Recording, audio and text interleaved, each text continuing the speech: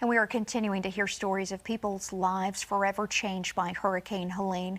Here in Roanoke, one mailman is paralyzed after a tree fell on his truck during the storm. 10 News reporter Abby Coleman is working for you to see how the family is working to get through this terrible time. Hearing him scream in the background like that he loved me, because that's very jarring. On Friday, Kara Musil got a call that forever changed her and her family's lives. Is he okay? What happened? How bad of the accident is it? Her husband, Craig, is a mail carrier. He was running his routes like normal in Roanoke County when Hurricane Helene hit. A tree fell on the mail truck.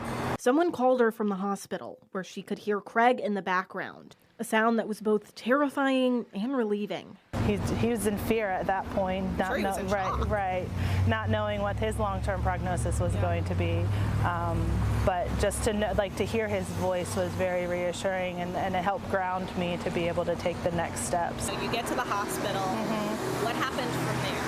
So when I first arrived to the hospital, I wasn't able to see him because he was still in the trauma bay. And he told me he broke his neck, and I was like, how do you know? Have you had an x-ray, MRI? But they quickly found out just how serious his injuries were. When the neurosurgeons came in and asked him, could he feel different parts of his body, and he was responding no, then I knew. One surgery later, Craig has a bit of motion in his upper body, but nothing below his waist. It's a long road ahead for Craig, Kara, their little girl, and their new baby on the way. She knows Daddy's in the hospital, and he will be in the hospital for a very long time, that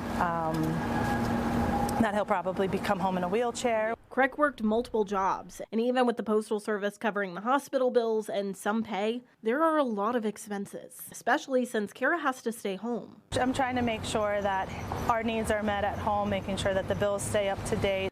Thousands of dollars have already been raised. If you'd like to help, a GoFundMe is at WSLS.com. Abby Coleman, 10 News, working for you.